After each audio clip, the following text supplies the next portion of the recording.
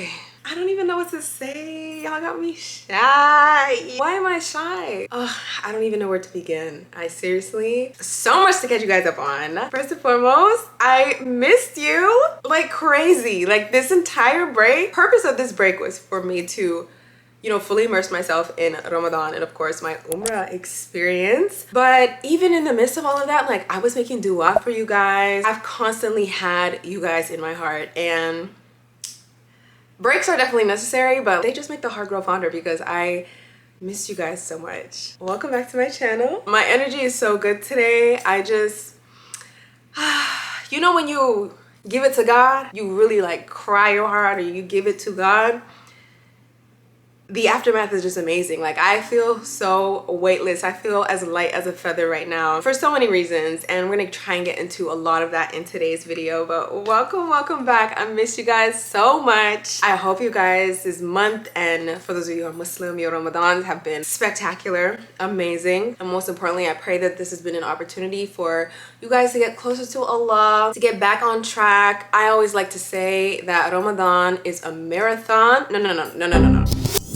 Ramadan is a sprint. Life is a marathon. So if you're not able to upkeep every single thing that you learned and acquired within the month of Ramadan, like it's not wasted effort. It still means something. Ramadan is just a glimpse of what we could potentially achieve in our day-to-day lives outside of Ramadan. So don't get so hard on yourself if you notice that you fall off after Ramadan. That is completely normal. Ramadan is a sprint, girl. So we just put our best foot forward, do the best we can for that 30-day period. By the time this video goes up, it should be after Eid. So Eid Mubarak. I hope you guys' Eids have been amazing. I have so much to tell you guys. Like I don't even know where to begin. First and foremost, I want you guys to stay tuned to the end of today's video because as you can see behind me, there's at least 50 packages, PR packages, that I have not opened over the past couple of weeks because of course I have been busy. So it's just been racking up, and obviously I'm gonna give it away to you guys. There is way too much makeup and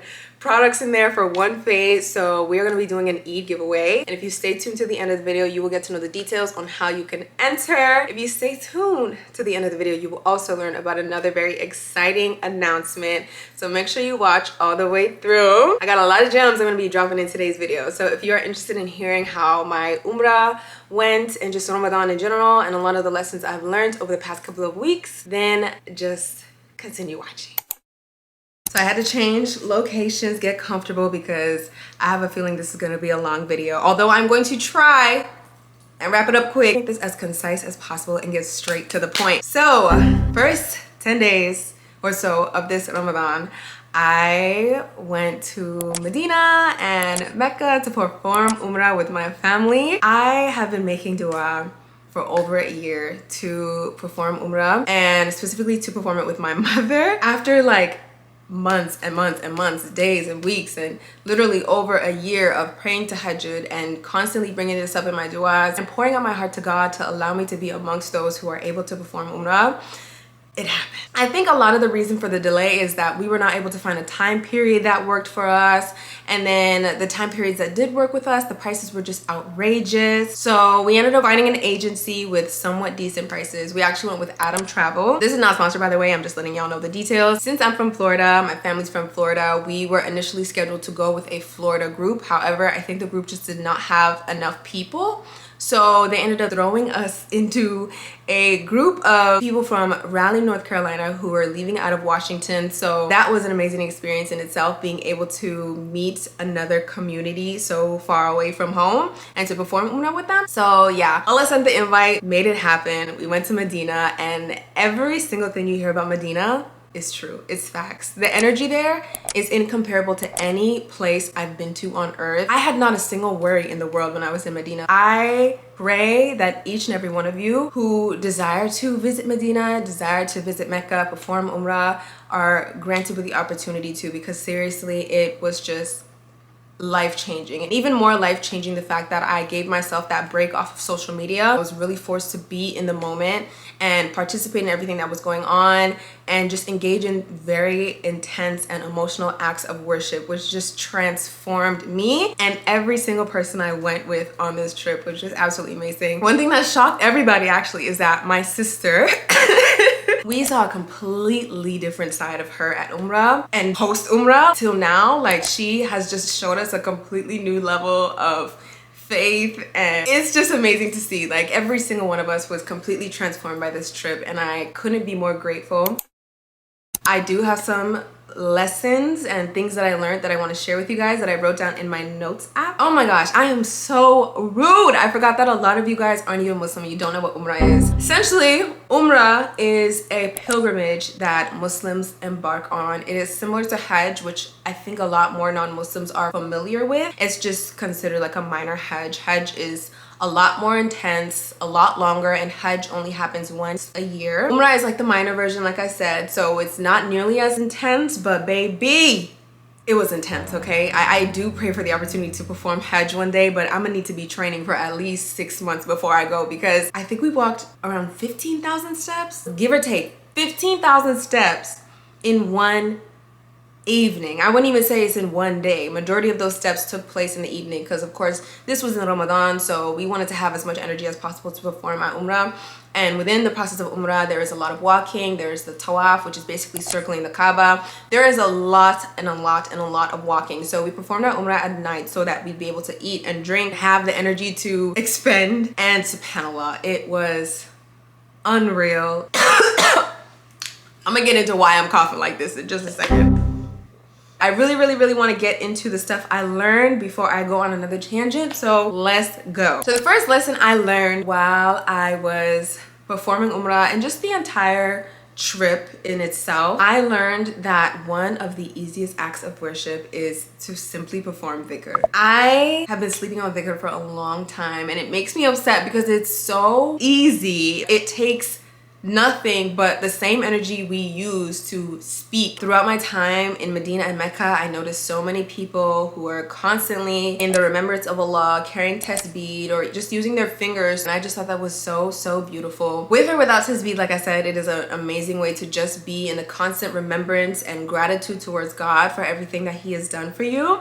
But maybe I went a little ham on the tasbeeds, okay? I bought a bunch of tasbeeds because I came across so many cute tasbeeds while I was in Medina and Mecca that I had to bring home. So of course I'm going to show you guys. My favorite ones are these little digital ones, like the little clickers that you just go around with and you just do your little tasbeed. I bought this and more. I can't find all the ones I got, but I really want to upkeep the practice, like maintain the practice of performing dhikr as much as I can, because it's better than a lot of the things that we normally do with our voices, with our tongue, with our mouth. Like, a lot of times I'm really just singing songs in my head, singing songs out loud, or I'm rapping something, and I could be using that energy towards worshiping my Lord. I also got a bunch of cute traditional tasbeed. This one is my absolute favorite. It's just this yellow color and it is so pretty. So happy that I'm able to have that constant memory with me whenever I'm performing dhikr now, just being reminded of my time in Medina and Mecca. Like, I am never gonna stop praying for the opportunity to go again, because seriously, I am not the same person I was before umrah. The next lesson I learned was that patience is a virtue, and I know that is common knowledge. We all know that patience is a virtue, but I don't think my patience has ever been tested more than when I was in Mecca. And Medina was peaceful, but being around so many people, I think I was tested a lot more in Mecca because of the level of crowds, and of course everybody is in such a state of such a high spiritual state. Everyone is so passionate and emotional, and them aunties, them 4-foot aunties, they was very aggressive with their passion, okay? So there's a lot of shoving, there's a lot of pushing, there's a lot of aggression that could happen, but I had to be in a constant state of reminding myself, like, these people do not have negative intentions. Like, everybody here is experiencing the same things I'm experiencing, and it just shows up differently in all of us. I cried enough tears to feed a village, and that probably would have annoyed some people. So there was just a lot of things that were definitely an adjustment, a culture shock, and things that tested my patience. But you know, I did not want to sabotage my experience, so I really was forced to practice a lot of patience, but it paid off in the end because I feel again like a new person. Before and after umrah, I'm telling you guys, I've changed so much. Like the level of patience I have now is unmatched. There's obviously room for improvement, but compared to before, like night and day. Okay, the next lesson I took away from my umrah experience was that hijab is such an incredible honor. And I feel like I'm always talking about how highly I feel about wearing the hijab and just my love for it. But while I was in Mecca, while I was in Medina, it was so obvious to me that I feel like my best self in full hijab. In Mecca and Medina, like I was not playing, okay? I did not want to do anything to ruin, sabotage my experience, sabotage the blessings. I wanted to be on the best possible level I could be, and I did. And I felt amazing. I felt incredible. And it made me realize that a lot of the reason why, at least I can only speak from my experience with hijab, but a lot of the reason why I water down my hijab or I am scared to wear it fully is out of fear of looking intimidating or out of fear of, you know, making others uncomfortable. When I should not be thinking about that in the first place. I should not be seeking the comfort of complete strangers at the cost of my own beliefs. Like, I love wearing hijab and I fully believe in the reason why we as Muslims are supposed to do it. So it really made me reflect on a lot of what has been holding me back from taking that next step with hijab. And of course there's several steps to hijab, like it's a constant process both inwards and outwards, but wearing hijab at the level that I did and being in a state of modesty at the level that I practiced while I was there really revealed to me that I have it in me. And of course, you know, the West is very different from the Middle East, but it just opened my eyes to my potential and it showed me how much better it feels to practice it fully and that I'm capable of it, and that inshallah one day I will be able to wear hijab like that here in the West without feeling like, you know, my safety is at stake, without feeling like I am gonna be mistreated. And y'all know. But subhanAllah, it was unreal, and I feel so honored to be someone who has been led to this and is able to wear it like this. Inshallah, I will just continue to improve, like I said. Next lesson or realization is that I love slow living and I'm a full-on advocate for it. Now, there is nothing slow about Mecca or Medina, especially Mecca, okay? There's nothing slow about Mecca. Mecca is very fast-paced. I heard someone compare it to like the Saudi Arabia, New York, and truly I do believe that is the Saudi Arabia, New York, because it is a city that never sleeps. No one is ever sleeping. It is always something going on, very fast paced. But I think the fact that I and everyone I was with there were not concerned about, you know, our finances, our capitalistic game, you know, all the things that we're constantly consumed about here in the West. Like, I was not thinking about any of that. Maybe it was because I was completely unplugged from it, like I was not engaging with my phone or anything like that. It just made me realize, like, I aspire to live somewhere where I can live slowly and not feel like I need to be in a rush all the time. Truly, the only times I felt like I needed to be a rush when I was in Mecca was when there was somewhere to be, like if I wanted to get to the mosque on time to get a nice seat. But other than that, like, it was a very slow-paced lifestyle. Like, all we did was pray. And obviously that's not sustainable. Like, you have to make money no matter where you're living in the world. But it just opened my eyes, okay? It opened my eyes to the fact that I want to live somewhere where I can live at a slower pace than I feel like we are forced to here in the West. Like, where are we rushing to? Let's be so serious. Unless you are rushing to get a good spot at Masjid an-Nabawi, where are you going? And why are you going so fast? Slow down, calm down, okay? The next lesson I learned is not really a lesson I learned, but just something that became a lot more apparent to me is how inevitable death is. And I know, like, I don't really get very deep into this subject on my channel, although it's something as Muslims, like, we are constantly aware of it. I don't know why we shy away from getting morbid in the first place. Like, it's inevitable, but I think the fact that every single prayer that we made in congregation in Medina and Mecca, almost every single prayer, I would say 90% of the prayers, we performed a janazah right after. And for those of you who don't know what a janazah is essentially like a funeral prayer that Muslims perform for the newly deceased. And after every single prayer, mind you, Muslims pray 5 times a day. After every single prayer, there was a janazah prayer. And the people that passed could have been young, they could have been old, they could have been there for umrah the same reason I was there, they could have been locals, they could have been anybody from any social demographic. Death does not discriminate. It can happen to any of us at any single time.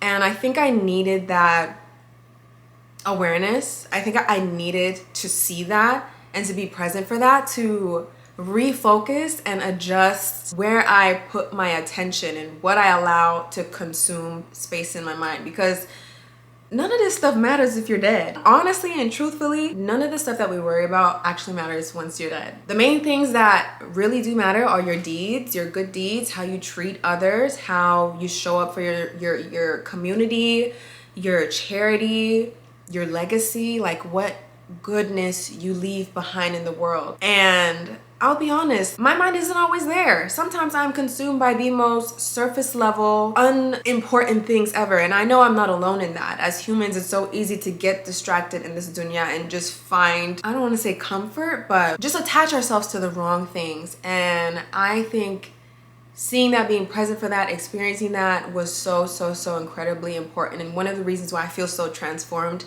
by my umrah experience is just that reminder. Like, we all need that reminder sometimes to just know that this life is not forever, and to be grateful for every single moment that we are blessed with, and to be productive, but not in a, you know, Western sense of productive, like working your way to the grave. I mean, productive in the sense that, what are you doing with your time? What are you working towards leaving behind once you're gone? Having that awareness that you won't be here forever, and one day you will have to return back to your Lord. So what are you gonna do in the meantime?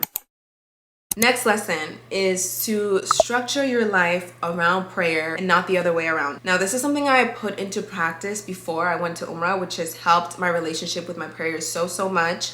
Instead of, you know, going about my life and making time for prayer when I can, I structure my appointments, my work, all of the things that I need to do in my life around my 5 daily prayers. It just stresses the importance. Okay, Mimi. Go on. It really just further stresses the importance of those prayers, and it also reinforces my purpose here in this world in the first place. But obviously, being in Mecca, being in Medina, it was intensified to another level. It was like the world stops for prayer, and that's obviously something we don't get to experience here because we don't live in a predominantly Muslim area. But just being in a state where as soon as the adhan goes off, as in the call to prayer, the businesses close down. Everybody is closing down their shops. Like, everyone is stopping where they are to worship their Lord. And I just thought that was so incredible and such a beautiful reminder, truthfully, how important those 5 daily prayers are. Like, they're appointments with our Lord. Why would you want to miss out on those scheduled opportunities to pray and be in dialogue with your Lord?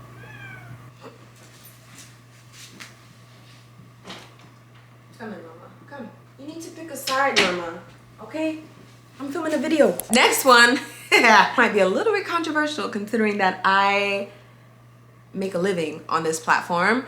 But this next lesson is that social media can either be a thief or a tool. And this became very apparent to me during my umrah experience because of how much time I suddenly felt like I had within a day, simply because I was not engaging with my social media platforms. It felt like I got 7 extra hours in each day. Of course, we're fasting, so maybe the time did go by a little slower, but along with the fact that I was not on my phone, I came to the conclusion that social media has robbed me of so many hours of my life. But is it really a robbery if I left the door open for the thief to come in? Like, let's be so serious right now. I just come to the conclusion that I want to be, and I will be, much more intentional with how I engage with it. I'm not just gonna use it as a tool to pass away time, ease my boredom, because personally I have a very addictive personality and it can be very difficult to get out of certain loops, especially if I'm doom scrolling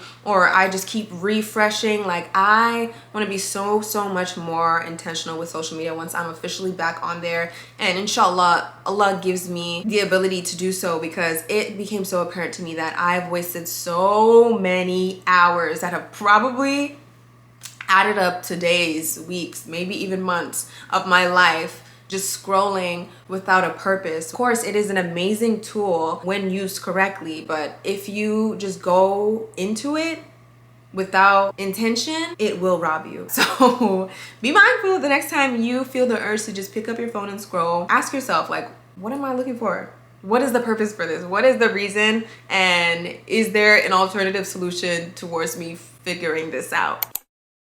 Right after my umrah trip, I fell incredibly sick. I have never ever in my life been this sick. Heard of so many experiences of people coming back very ill, and you know, I bought my immunity supplements. I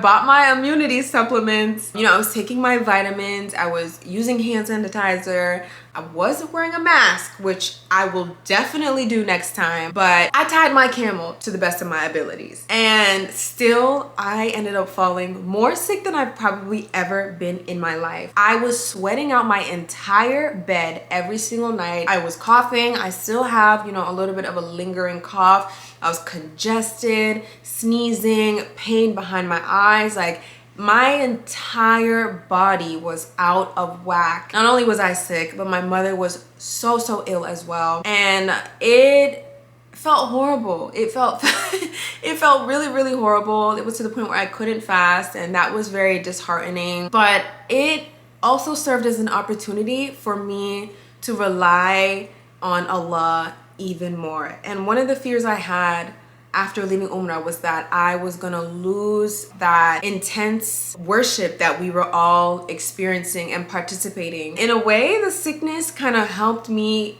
maintain that level of deep worship, because who else am I gonna rely on when I feel like I am on my deathbed? I was so sick. I had no other choice but to pray to God, to cry to God, and just ask him to relieve me of this illness and bring me back to my health. And honestly, health is just one of those things where when it's here, you don't think about it, but as soon as you lose it for a second, oh my God, it feels like the worst thing in the world. It ended up turning out to be something beautiful. It also gave me an opportunity to rest. I think my body needed that more than anything, because like I said, things were out of whack. Everything was discombobulated. These trials that we experience, they're a mercy from Allah. They always serve as an opportunity for us to connect with him, to be brought back to him. And not only that, we are rewarded for our patience. That was definitely an experience. Alhamdulillah, I'm feeling a lot better. I'm like probably at 90%, and really all that's left is this cough. The last lesson that I learned whilst I was on my umrah trip is that fasting is so much easier in the Middle East. And I wish somebody would have told me about this so I could have known about this hack and just started spending my Ramadans in the Middle East, because wow. Well, okay, maybe because I'm not having to worry about washing my own dishes. I'm not having to worry about cooking my own food. But also being in the midst of other people who are also fasting helped so much, to the point where I didn't even feel the fast. There were times where I was like, wait, we fasted? My spirit felt so full that I was not hungry while I was out there. And it was insane in the best way possible. It was amazing. Starting our fast together, everyone eating suhoor together, breaking our fast together, everyone praying tarawih. Like, I wish I had the words to describe it to you guys, but you just need to pray that Allah gives you the opportunity to go and experience it too, because it is truthfully, Mimi, you can't keep doing this. You can't keep doing this, girl.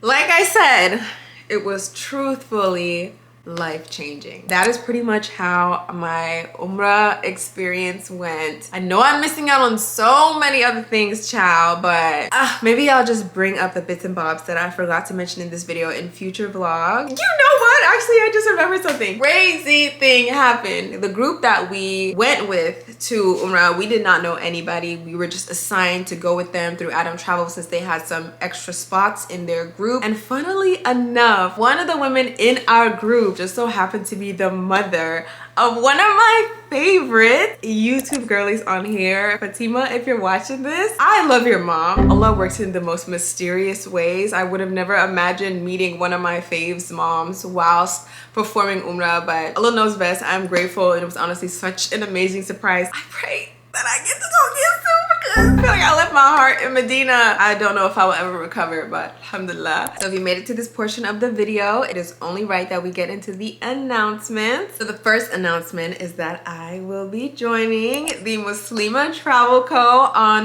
their next retreat to Mexico City. I am so excited. Y'all have no idea. If you want a bit of an idea of the reason why I'm so excited, make sure to go watch the last Mexico retreat vlog to see why. I feel like I was transformed from that trip as well. I still feel like I have found sisters and the other women that I attended it with, and now all of you guys have the opportunity to sign up. So I will have the sign up link in the description box below. Make sure to sign up soon because these spots fill up fast, and we're gonna have a couple more girls than the last trip this time. So inshallah, inshallah, inshallah, I will get to meet a lot of you guys on the trip. Now for the next announcement, of course, I promised you guys if you made it to the end of the video, you would get to learn the details of the Eid giveaway. So I'm going to be picking 5 winners. You have to be based in the US or Canada, of course, because these mailing companies be tripping. All you have to do is make sure you're subscribed to the channel. Mimi, what is it? Okay, I'm gonna open the door. I'm gonna let you go. So the first rule, you must be subscribed to my channel, of course. Second rule is to either follow me on Instagram or TikTok. You don't have to be following me on both, but I'm gonna be checking. Step 3 is to comment Eid Mubarak under this video, as well as either your Instagram handle or your email. The last time we did a giveaway, a lot of you guys forgot to mention your Instagram handle, so even if the random comment picker picked you, I was not able to reach out to you and let you know that you won the giveaway. Mimi is acting up. So make sure that you either comment your Instagram handle or your email so I'm able to reach out to you and let you know that you have won the giveaway. And that's pretty much it. Super easy, super simple, super straightforward. If you've already been following me on some of these platforms, then you are already 2 steps ahead. All you need to do is comment and let me know. I will not be announcing the winner of the giveaway in the comments because we all know about the crazy YouTube bots who have been scamming people. So please, please, please, if you receive a response to your comment telling you you won the giveaway, you did not win, and please do not follow their instructions because they are trying to scam you. And yeah, I'm so grateful for you guys making it to this portion of this video. Like, it's making me a little bit emotional. I miss y'all so much, and we are gonna get right back on track with the consistent uploads. God willing, I'm able to keep it up. I'm gonna try my best, okay? Inshallah, I will see you guys in my next upload. Bye, guys.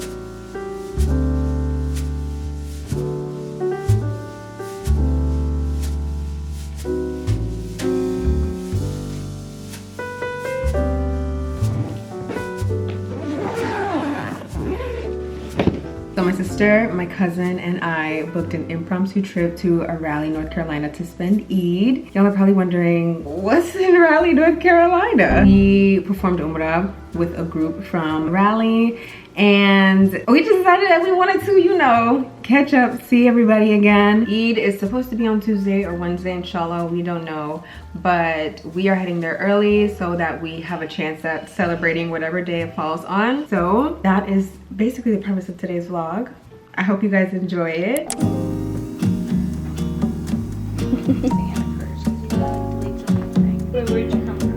Florida. She's from Georgia. They already explained it was for umrah. We met some people here. We met some people from Raleigh in umrah. And they're like, they fell in love with North Carolina and they're staying here forever. Very pretty.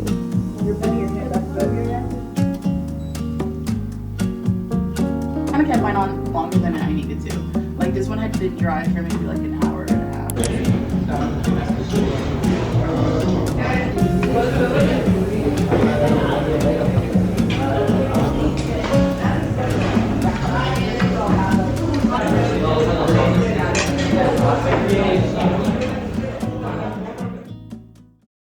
Assalamu alaikum, guys. Eid Mubarak. It's Eid. We just got done getting dressed. Okay, I haven't spoken to the camera since we arrived. The intro since we arrived, but we've been in Raleigh for at least over 24 hours.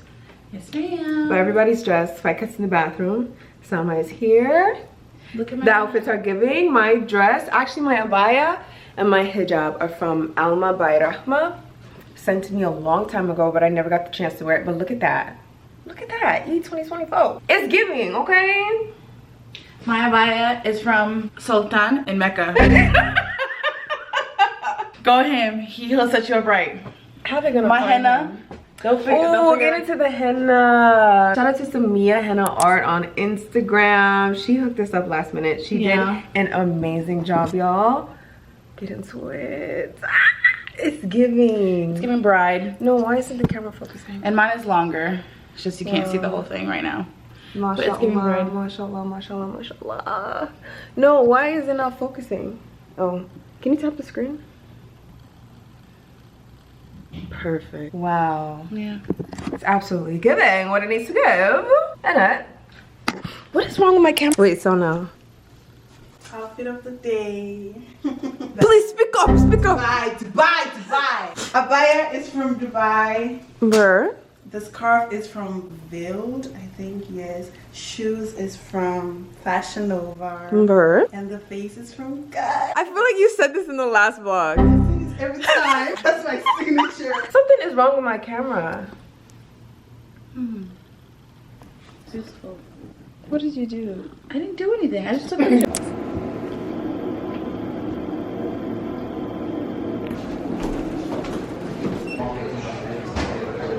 To enter the folds of Islam, takbir. Allahu Akbar, Allahu Akbar, Allahu Akbar. May Allah subhanahu wa ta'ala reward everyone that was part of giving any da'wah and guidance. أشهد أن لا